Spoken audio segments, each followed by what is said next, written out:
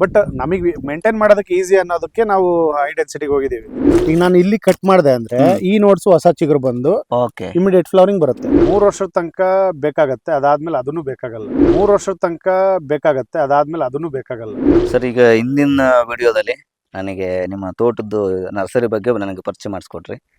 ಈಗ ನರ್ಸರಿಯಲ್ಲಿ ಇರ್ತಕ್ಕಂಥ ಗಿಡಗಳನ್ನೇ ಇಲ್ಲಿ ಎಕ್ಸ್ಪ್ಲೋರ್ ಮಾಡ್ಕೊಂಡು ಇಲ್ಲೇ ಮದರ್ ಪ್ಲಾಂಟ್ ರೆಡಿ ಮಾಡಿದ್ರಿ. ಮದರ್ ಪ್ಲಾಂಟ್ ಹೆಂಗಿರುತ್ತೆ, ಆಮೇಲೆ ನೀವು ಒಂದು ಮಾಡ್ರನ್ ತೋಟ ಮಾಡ್ಕೊಂಡಿದ್ದೀರಾ, ಆ ಮಾಡ್ರನ್ ತೋಟ ಹೆಂಗಿರುತ್ತೆ ನಾನು ಸ್ವಲ್ಪ ಎಲ್ಲ ಡೀಟೇಲ್ಸ್ ಆಗಿ ನಮ್ಮ ವೀಕ್ಷಕರಿಗೆ ಹೇಳಿ ಸರ್. ನಮ್ದು ಒಂಥರ ಹೆಂಗೆ ಅಂದ್ರೆ ಸರ್, ಪೂರ್ತಿ ಆದಾಯ ಓರಿಯೆಂಟೆಡ್ ಅಲ್ಲದೆ ಇರ್ಬೋದು. ಯಾಕೆಂತಂದ್ರೆ ನಮ್ಗೆ ನರ್ಸರಿ ಮತ್ತೆ ಕೆಫೆ ಎರಡೂ ಇರೋದ್ರಿಂದ ನಮ್ಗೆ ಅಲಂಕಾರಿಕನೂ ಬೇಕು, ಹಣ್ಣಿಂದು ಬೇಕು, ತರಕಾರಿಗಳು ಬೇಕು. ಹಿಂಗೆ ಒಂದ್ರ ಮೇಲೆ ಸೀಮಿತವಾಗಿಲ್ಲ. ನಾವು ಹಸುಗಳಿರೋದ್ರಿಂದ ನಮಗೆ ಮೇವು ಬೇಕಲ್ಲ, ಹಿಂಗಾಗಿ ಮೇವಿಂದು ಹಾಕೊಂಡಿದೀವಿ. ಈ ಕಡೆ ರೋಡ್ ಆ ಕಡೆ ಈ ಕಡೆಗೆ ಇದು ಹೊಸ ತೋಟ, ಇದು 3 ವರ್ಷದ್ದು. ಸೊ ಹಂಗಾಗಿ ನಿಮ್ಗೆ ಗಿಡಗಳು ಕೆಲವು ಸಣ್ಣ ಕಾಣ್ಬೋದು. ಸೊ ಇದರಲ್ಲಿ ಈ ಕಡೆ ಇರೋದೆಲ್ಲ ಪ್ಲೂಮೇರಿಯಾದಲ್ಲಿ ಒಂದು 10-12 ವೆರೈಟಿ ಹಾಕೊಂಡಿದೀವಿ. ಪ್ಲೂಮೇರಿಯಾ ದೇವಕಣಗಳ ಅಂತ ಕನ್ನಡದಲ್ಲಿ ಹೇಳ್ತೀವಲ್ಲ ಅದು. ಈ ಕಡೆ ಸೈಡ್ ಅಲ್ಲಿ ಸುಗಂಧ ಬರೋ ಅಂತ ಹೂಗಿಡನ್ ಬಿಡೋ ಅಂತ ಮರಗಳು. ಇದು ಬಿಳಿ ಸಂಪಿಗೆ, ಈ ಕಡೆ ಚಿಕ್ಕದು ಹೊಸದೊಂದು ತಂದು ಹಾಕಿದ್ದೀನಿ. 5 ದಳದ ಬಿಳಿ ಸಂಪಿಗೆ ಅದು ಆ ಕಡೆ ಹಿಂದ್ಗಡೆ ಇದೆ. ಓಕೆ. ಇದು ಮನೋರಂಜಿತ ಅಂತ ಸರ್ ಇದು. ಓಕೆ. ಇದು ಸಂಪಿಗೆ, ಆಮೇಲೆ ಆಕಾಶ ಮಲ್ಲಿಗೆ ಅಂತಾನೆ. Okay okay. ಈ ಸಂಪಿಗೆ ನೋಡ್ಬೋದು ಎಷ್ಟು ಹೂ ಇದೆ ಅಂದ್ರೆ, ನೋಡಿ ಒಂದು ಏನಿಲ್ಲ ಅಂದ್ರೆ ಒಂದು 50 ಅಂತೂ ಸಿಗುತ್ತೆ ನಿಮ್ಗೆ ಹುಡುಕಿದ್ರೆ, ಮೊಗ್ಗು ಹೂವು ಸೇರಿ. ವಾಸನೆ ಇಲ್ಲಿಗೆ ಬರುತ್ತೆ. ಸೊ ಹಾಗೆ ನಮಗೆ ಆರ್ನಮೆಂಟಲ್ ಆಗು ಪ್ಲಸ್. ಈಗ ನಾವು ಇದು ಸಂಪಿಗೆದು ಹೂವು ಒಂದು 10-12 ಹೂವನ್ನ 1 ಲೀಟ್ರ್ ಕೊಬ್ಬರಿ ಎಣ್ಣೆಗೆ ಹಾಕಿ ಒಂದು 2 ನಿಮಿಷ ವಾರ್ಮ್ ಮಾಡಿ ಆ ಬಾಟ್ಲಿಗೆ ಹಾಕಿ ಇಟ್ಬಿಟ್ರೆ ಅದ್ರ ಫ್ರೇಗ್ರೆನ್ಸೇ ಬೇರೆ. ನೀವು ತಲೆಗೆ ಹಚ್ಕೊಂಡ್ರು ಅದ್ರದ್ದು ಇಂಪ್ಯಾಕ್ಟ್ ಬೇರೆ ತರನೇ ಇರುತ್ತೆ. Okay okay okay. ಒಂಥರ ಈಗ ಹತ್ತರ ತರ ಕೆಲಸನೂ ಆಗುತ್ತೆ, ಸ್ಮೆಲ್ಲು ಮತ್ತೆ ನಿಮ್ಗೆ ಹೆಲ್ತ್ ಬೆನಿಫಿಟ್ಸು ಜಾಸ್ತಿ ಇದೆ ಅದರಿಂದ. ಇಲ್ಲಿ ನಮ್ದು ಪವರ್ ಹೌಸ್. ಓಕೆ. ನಮ್ದು ಪೂರ್ತಿ ತೋಟದ ಪವರ್ ಕಂಟ್ರೋಲ್ ಎಲ್ಲ ಇಲ್ಲಿ. ಪೂರ್ತಿ ಮೋಟರ್ ಆನ್ ಮಾಡೋದು ಆಫ್ ಮಾಡೋದು ಎಲ್ಲದು ಇಲ್ಲೇ ಇರುತ್ತೆ. ಪ್ಲಸ್ ವಾಲ್ಸ್ ಎಲ್ಲ ಒಂದೇ ಹತ್ರ ಮಾಡ್ಕೊಂಡಿದೀವಿ ನಾವು, ಒಂದೇ ಕಡೆ ಸೆಂಟ್ರಲೈಸ್ಡ್ ವಾಲ್ ಸಿಸ್ಟಮ್. ಓಕೆ. ಆಮೇಲೆ ಆ ಕಡೆದು ಪ್ರೊಸೆಸಿಂಗ್ ಯೂನಿಟ್, ನಿಮ್ಗೆ ಲಾಸ್ಟಿಗೆ ತೋರಿಸ್ತೀನಿ ಅದನ್ನ. ಓಕೆ. ಆಮೇಲೆ ಇದು ನೋಡ್ಬೋದು, ಇಲ್ಲಿ ಎದುರಿಗೆ ಕಾಣೋಂಥದ್ದು ಪ್ಯಾಷನ್ ಫ್ರೂಟ್ ಬಳ್ಳಿ. ಓಕೆ. ಇದಿಷ್ಟು ಪ್ಯಾಷನ್ ಫ್ರೂಟ್. ಹತ್ತಕ್ಕೆ ಹೋದ್ರೆ ನಿಮ್ಗೆ ಏನಿಲ್ಲ ಅಂದ್ರೆ ಒಂದು 200-300 ಕಾಯಿ ಇಲ್ಲೇ ಕಾಣ್ತಿದೆ ಈಗ ಆಲ್ರೆಡಿ.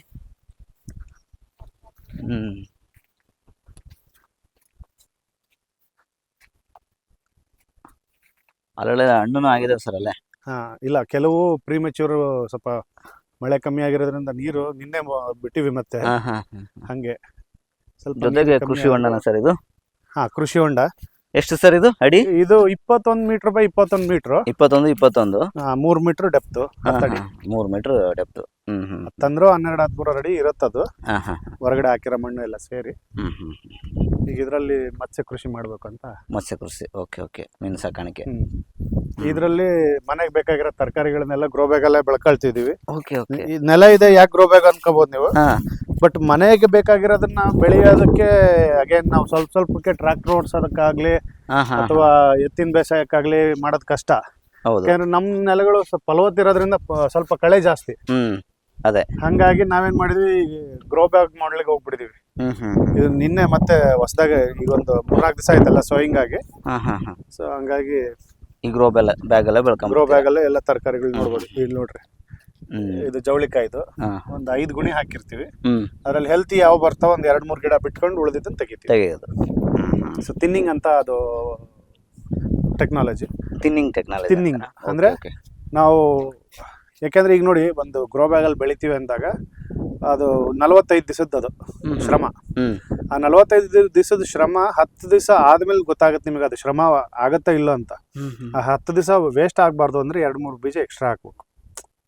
ಸೊ ಆ ಮೊಳಕೆನಲ್ಲಿ ನಿಮಗೆ ಬಂದ್ಮೇಲೆ 10 ಬೀಜನೂ ನೀವು ಹಾಕಿರೋದು ಬಂತು ಅಂದ್ರೆ ಅವಾಗ ತಿನ್ ಮಾಡ್ಬೋದು. ಅಂದ್ರೆ ನಿಮಗೆ ಅದರಲ್ಲಿ ವೀಕ್ ಇರೋಂಥ ಗಿಡ ತೆಗಿಬಹುದು. ಸೊ ಅವಾಗ ನಿಮಗೆ ಟೈಮ್ ವೇಸ್ಟ್ ಆಗೋಂಥದ್ದು ತಪ್ಪುತ್ತೆ.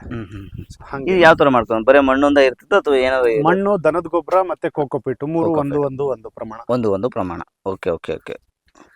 ಹಂಗೆ ಇದೆಲ್ಲ ಬೇರೆ ಬೇರೆ ಥರದ್ದು. ಇದು ಏರ್ ಪೊಟ್ಯಾಟೊ ಏರ್ ಪೊಟ್ಯಾಟೊ ಅಂತನಾ? Start okay sir, okay. Air potato.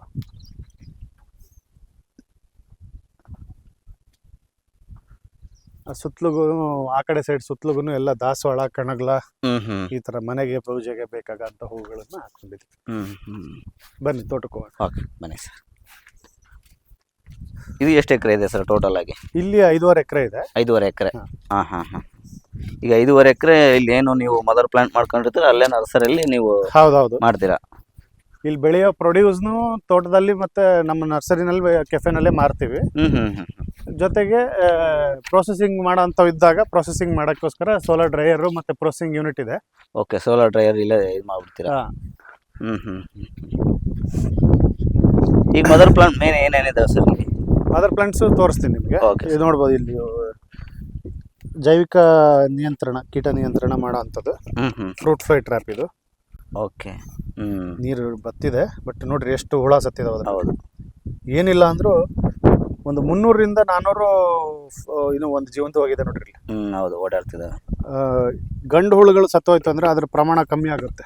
ಹಾಂ. ಸೊ ಹಾಗೆ ಜೈವಿಕ ನಿಯಂತ್ರಣ ಇದು, ಯಾವ ಸ್ಪ್ರೇ ಅವಶ್ಯಕತೆ ಇರಲ್ಲ. ಇದು ಕೋಕೋನಟ್ಗೆ ಇದರಲ್ಲೂ ಬಿದ್ದಿದೆ ನೋಡ್ರಿ, ರೆಡ್ ವಿವಿಲ್ ಕಾಣಿಸ್ತಾ? ಹೌದು, ಕಾಣಿಸ್ತಾ ಇದೆ.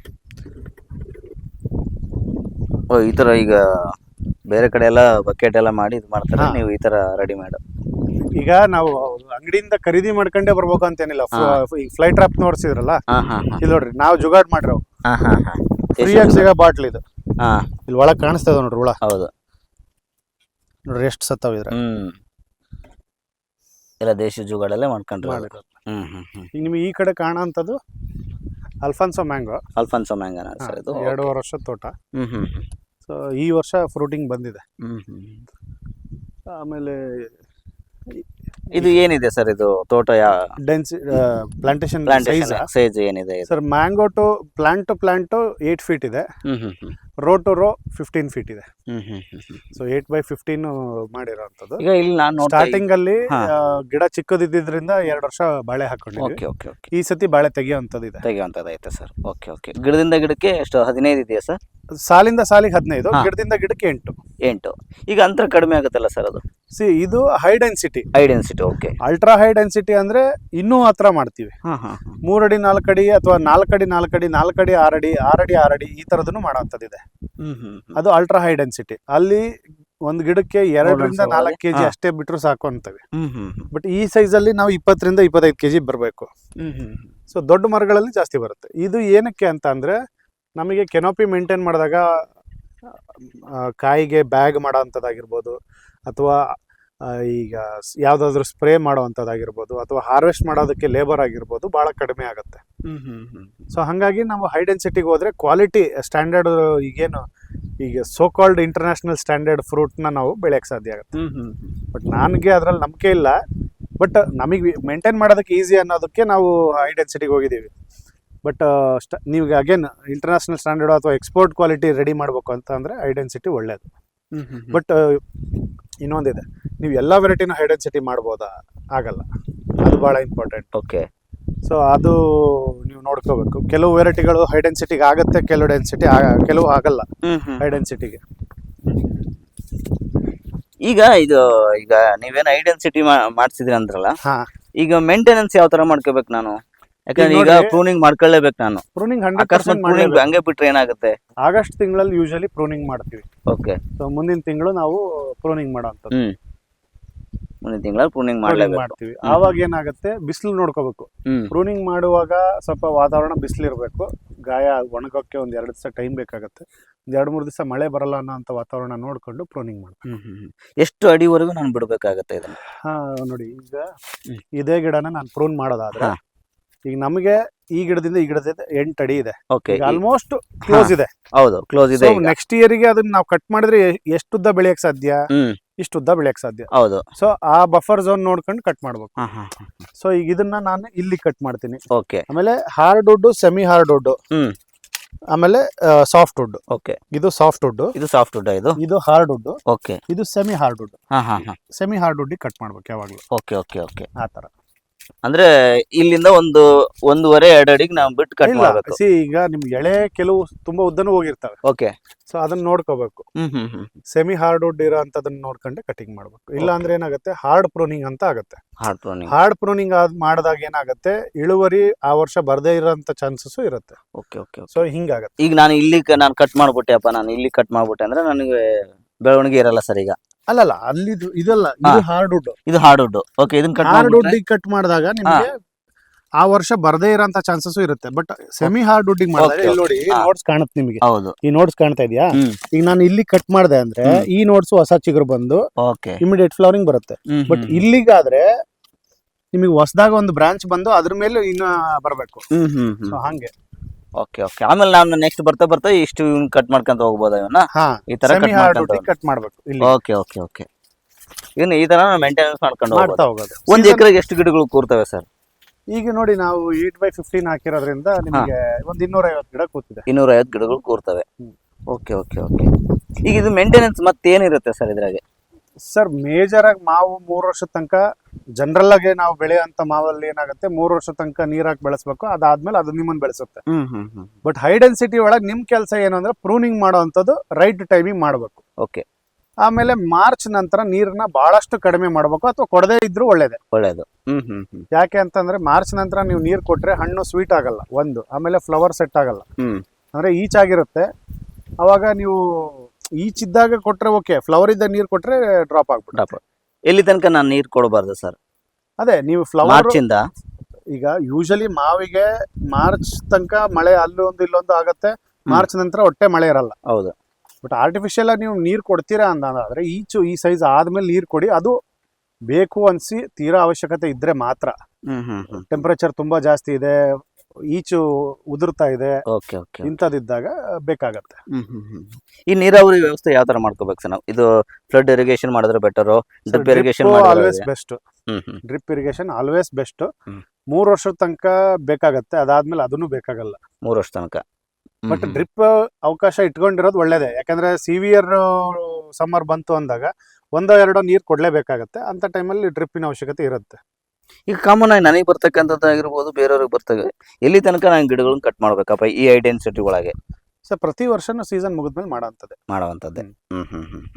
ಅದನ್ನೇನು ಹಂಗೆ ಬಿಡುವಂಥದ್ದೇನಿಲ್ಲ. ಹಂಗೆ ಬಿಡ್ಬೇಕು ಅಂತಂದ್ರೆ ಮಧ್ಯ ಒಂದು ಗಿಡ ತೆಗಿಬೇಕಾಗತ್ತೆ. ಅಂದ್ರೆ ಬೇಸಿಕಲಿ 15 ಅಡಿ ದಾಯನೋ ಅಥವಾ 20 ಅಡಿ ದಾಯ ಮಾಡ್ಕೊಂಡ್ರೆ ನಿಮಗೆ ಪ್ರೂನಿಂಗ್ ಮಾಡೋ ಅವಶ್ಯಕತೆ 2-3 ವರ್ಷಕ್ಕೆ ಒಂದ್ಸತಿ ಬರುತ್ತೆ. ಹಂಗೆ. ಈಗ ಇದ್ರಲ್ಲಿ ಇಳುವರಿ ಹೆಂಗಿರುತ್ತೆ ಸರ್? ಬೇರೆ ತೋಟಕ್ಕೂ ನೋಡಿ ಹೆಂಗಿರುತ್ತೆ, ಇದ್ರಲ್ಲಿ ಇಳುವರಿ ಹೆಂಗಿರುತ್ತೆ? ಹಣ್ಣಿನ ಪ್ರಮಾಣ ಯಾವ ತರ ಬಿಟ್ಟಿರ್ಬೇಕು ಸರ್ ನಾನು? ಈಗ ಏನಾಗತ್ತೆ ಗೊತ್ತಾ, ಈಗ ಅಲ್ಫೆನ್ಸೋದಾಗೆ ತಗೊಳ್ರಿ ಅಥವಾ ಕೇಸರ ತಗೊಳ್ರಿ. ನೀವು ಈ ಸೈಜ್ ಗಿಡ ಇದ್ರೆ ಈಗ ಇಲ್ಲೊಂದ್ ಕಾಯಿ ಇದೆ, ಹೌದು, ಇದಕ್ ಬ್ಯಾಗ್ ಹಾಕೋದ್ ಈಸಿ. ಸೊ ಪೆಸ್ಟ್ ಕಂಟ್ರೋಲ್ ಬಹಳ ಈಸಿ ಆಗುತ್ತೆ. ಆರ್ಗ್ಯಾನಿಕ್ ಆಗಿ ಬೆಳೆಯಕ್ಕೆ ಬಹಳ ಸೂಕ್ತ.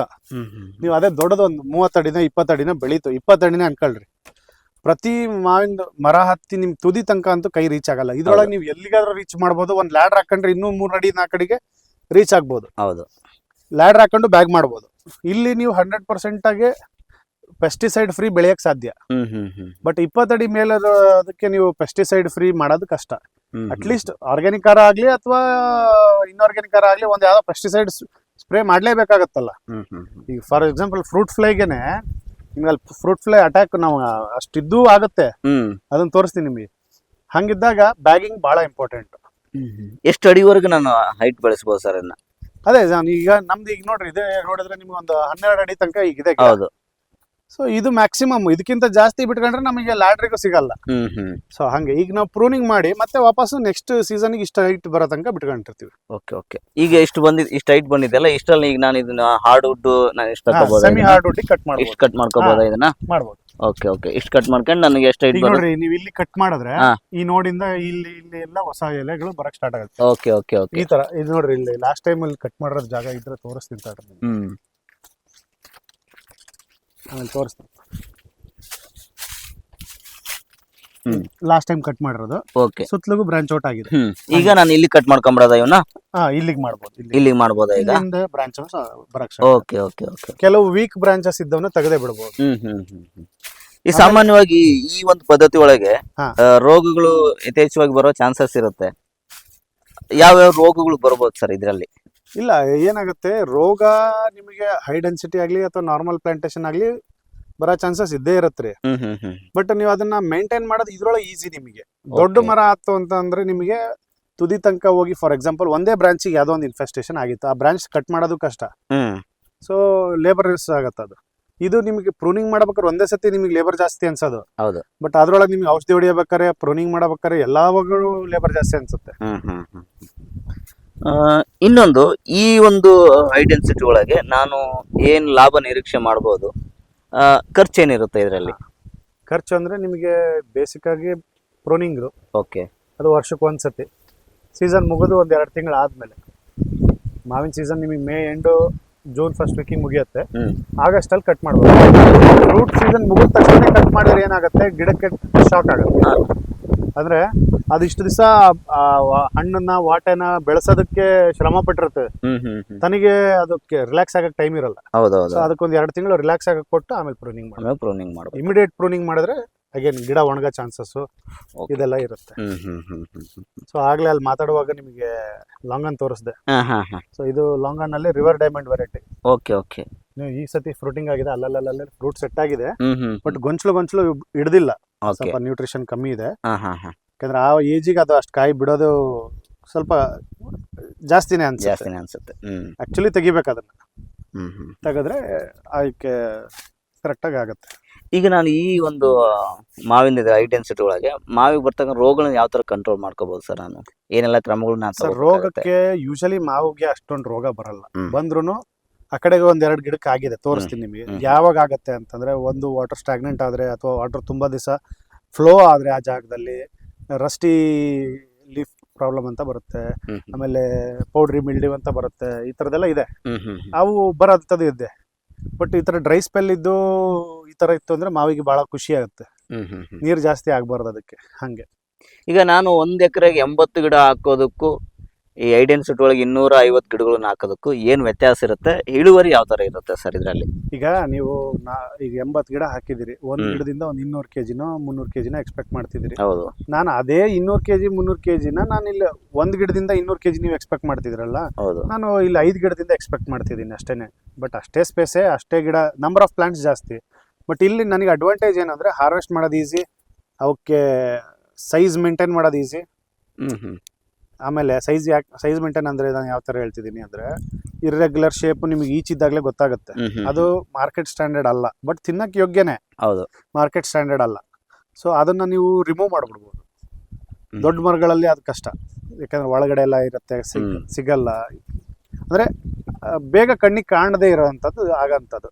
ಆಮೇಲೆ ನಿಮಗೆ ಇದ್ರೊಳಗೆ ನೋಡಿರಿ, ನಿಮಗೆ ಇಮಿಡಿಯೇಟ್ ಬ್ಯಾಗ್ ಹಾಕಕ್ಕೆ ಈಸಿ ಆಗುತ್ತೆ. ಮರಗಳಿಗೆ ಇದೊಂದು ಮರದಲ್ಲಿ ನನಗೆ 200 ಕಾಯಿ ಇತ್ತು ಅಂದ್ರು, ಒಂದು ಹಣ್ಣಿಗೆ 1 ನಿಮಿಷ ಅಂತ ಅಂದ್ರು 2, ಅಂದ್ರೆ ನಾನು ಹೇಳ್ತಿರೋದು ಮ್ಯಾಕ್ಸಿಮಮ್ ಇಟ್ಕೊಂಡ್ರು 200 ಹಣ್ಣಿಗೆ ಒಂದು 3 ತಾಸು ಅನ್ಕೊಳ್ರಿ.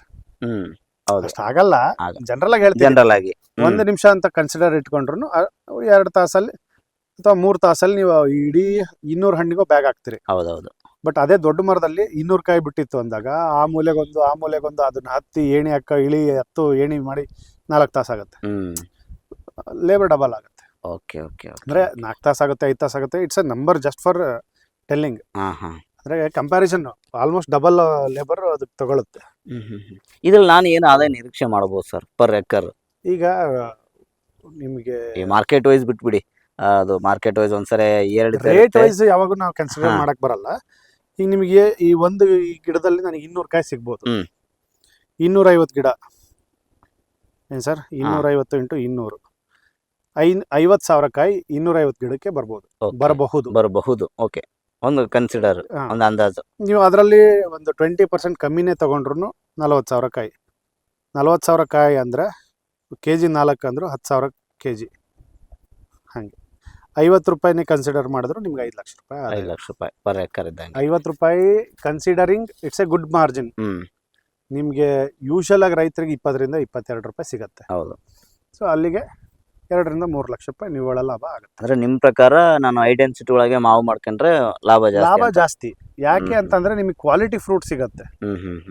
ಏನ್ ಸರ್, ಈಗ ನಿಮಗೆ ದೊಡ್ಡ ಗಿಡ ಬಿಟ್ಕೊಂಡು ಅಲ್ಲೊಂದು ಇಲ್ಲೊಂದು ಈಚು ಸಣ್ಣದು ಎಲ್ಲವನ್ನು ತಗೊಳ್ಳೋಕ್ಕಿಂತ ಇದ್ರಲ್ಲಿ ನಿಮಗೆ ಅಡ್ವಾಂಟೇಜ್ ಏನಂದ್ರೆ ಮೆಚೂರ್ ಆಗಿರೋ ಕಾಯಿನ ನೋಡಿ ಹಾರ್ವೆಸ್ಟ್ ಮಾಡ್ಬೋದು. ದೊಡ್ಡ ಗಿಡದಲ್ಲಿ ಹಂಗ ಆಗಲ್ಲ, ಓಕೆ. ದೂರದಲ್ಲಿರುತ್ತೆ, ಕಲ್ಲಿನಲ್ಲಿ ಎಳಿತೀರಿ. ಸೊ ಅವಾಗ ಏನಾಗುತ್ತೆ, ಅದರಲ್ಲಿ ಎಳೆದು ಬರ್ಬೋದು, ದೊಡ್ಡದು ಬರ್ಬೋದು. ಅವಾಗ ನಿಮಗೆ ಪ್ರಾಬ್ಲಮ್ ಏನಾಗುತ್ತೆ, ನಿಮಗೆ ಎಲ್ಲಾ ತರದ್ದು ಹಣ್ಣು ಮಿಕ್ಸ್ ಬಂತು ಅಂದ್ರೆ ಬಲ್ತಿರೋದು ಎಳೆದು ಎಲ್ಲ ಮಿಕ್ಸ್ ಬಂತು ಅಂದ್ರೆ ನೀವು ನ್ಯಾಚುರಲ್ ಆಗಿ ಹಣ್ಣು ಮಾಡಕ್ ಆಗದೇ ಇಲ್ಲ. ಅವ್ನ್ ಮತ್ತೆ ಗ್ರೇಡಿಂಗ್ ಮಾಡ್ಬೇಕು. ಗ್ರೇಡಿಂಗ್ ಮಾಡಿ ಹಣ್ಣು ಮಾಡಿದ್ರೆ ನಿಮಗೆ ಲಾಸ್, ಯಾಕಂದ್ರೆ ಈಚಿರೋದನ್ನ ನಿಮ್ಮ ಹತ್ರ ಯಾರು ತಗೊಳ್ಳಲ್ಲ. ಸೊ ಅವಾಗ ನೀವು ಅಭ್ಯಾಸ ರೈತರಾದ್ರೂ ಕಾರ್ಬೇಡಿಗೆ ಹೋಗ್ಬಿಡ್ತೀರಿ. ಸೊ ಹಂಗಾಗಿ ಇವನ್ನೆಲ್ಲವನ್ನು ಅವಾಯ್ಡ್ ಮಾಡ್ಬೋದು. ಇಲ್ಲಿ ನೇರಳೆ ನೋಡ್ಬೋದು. ನೇರಳೆನಲ್ಲಿ 3-4 ವೆರೈಟಿಗಳಿದೆ. ಈ ಸೀಸನ್ ಅಲ್ಲಿ ಫ್ರೂಟ್ ಆಗಿತ್ತು 2 ಗಿಡ. ಇವೆಲ್ಲ ಇನ್ನು ಸ್ಟಾರ್ಟ್ ಆಗಬೇಕು. ಇದು ವೈಟ್ ನೇರಳೆ. ಇದು ಅಷ್ಟೇನೆ, ನಾವೀಗ ಸೀಸನ್ ಮುಗೀತಲ್ಲ, ಇನ್ನೊಂದು ತಿಂಗಳು ಬಿಟ್ಟು ಇವನ್ನೆಲ್ಲ ಪ್ರೂನಿಂಗ್ ಮಾಡ್ತೀವಿ. ಅಗೇನ್ ಮತ್ತೆ ನೆಕ್ಸ್ಟ್ ಸೀಸನ್ಗೆ ಬಂದ್ಬಿಡುತ್ತೆ. ಎಷ್ಟು ಅಡಿವರೆಗೂ ನಾವು ಮೇಂಟೈನ್ ಮಾಡ್ಕೋಬೇಕಾಗತ್ತೆ ಸರ್ ಇದನ್ನ? ಸರ್ 10ರಿಂದ 12 ಅಡಿ ಮೇಂಟೈನ್ ಮಾಡೋದು ಐಡಿಯಲ್. ಓಕೆ. ಅದಕ್ಕಿಂತ ದೊಡ್ಡದಾಗುತ್ತೆ ಅಂದ್ರೆ ನಿಮಗೆ ಸ್ಪೇಸಿಂಗ್ ಸ್ವಲ್ಪ ಜಾಸ್ತಿ ಬಿಟ್ಕೋಬೇಕು. ಇದು ನಿಮಗೆ ಅಲ್ಲಿ ಮೈಸೂರು ನೇರಳೆ ತೋರಿಸಿದ್ನಲ್ಲ, ಅದ್ರ ಗಿಡ ಮೈಸೂರು ನೇರಳೆ ಸರ್ ಇದು. ಓಕೆ. ಸುಮ್ನೆ ನೋಡ್ರಿ, ಫ್ಲವರ್ ನೋಡಿದ್ರೆ ಅದು ಏನಿಲ್ಲ ಅಂದ್ರೆ ಒಂದ 2-3 ಲಕ್ಷ ಕಾಯಿ ಬಿಡುತ್ತೆ. ಹೌದೌದು. ಹಂಗೆ ಇದು ರಾಮಫಲ. ಇದು ರಾಮಫಲ. Okay sir. ಈಚು ಫುಲ್ ಎಲ್ಲ ಈಚಾಗಿದೆ. ಲಾಸ್ಟ್ ಸೀಸನ್ ಅಲ್ಲಿ ಒಂದು 5-6 ಕಾಯಿ ಸಿಕ್ಕಿತ್ತು. ಈ ಸತಿ ಒಂದು ಆಗಿದೆ, ಒಂದು 300-400 ಈಚ್ ಇದಾವೆ. ನೋಡ್ಬೇಕು, ಒಂದು 50 ಅಂತೂ ಹಣ್ಣು ಸಿಗ್ಬೋದು ಅಂತ ಎಕ್ಸ್ಪೆಕ್ಟೇಷನ್ ಇತ್ತು. ನೋಡಿ, ಇದು ಲಕ್ಷ್ಮಣ ಫಲ. ಓಕೆ. ಆ ಕಡೆ ಇರೋದು ಹನುಮ ಫಲ. ಅದು ಸರ್ ಚಿಕ್ಕದಾಗೈತೆ, ಪಾಂಡಾಪಲ್ ಅಂತೀವಿ ಇಂಗ್ಲಿಷ್ ಅಲ್ಲಿ.